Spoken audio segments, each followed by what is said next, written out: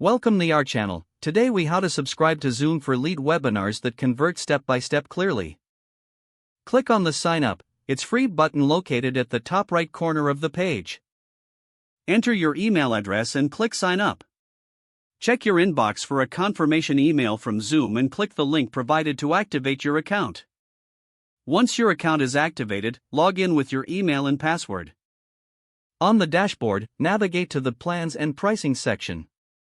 Review the available plans and choose the one that best fits your webinar needs. Click on the Buy Now button for the selected plan. Fill in your payment details and billing information as prompted. Before finalizing your purchase, double-check the selected plan and total cost. Submit your payment to complete the subscription process. After subscribing, return to your Zoom dashboard. Click on Webinars from the menu on the left side of the screen. Select Schedule a webinar to start creating your first webinar. Fill in the required fields, including the webinar title, date, and time.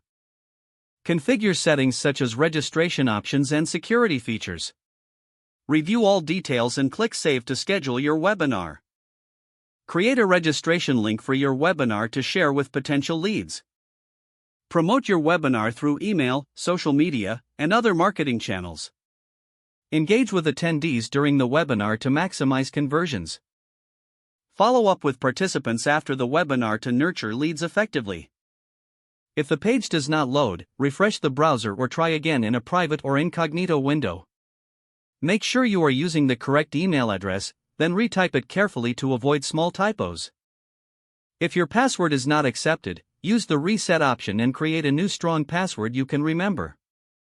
Check your spam folder for verification or security emails, then complete any requested confirmation steps.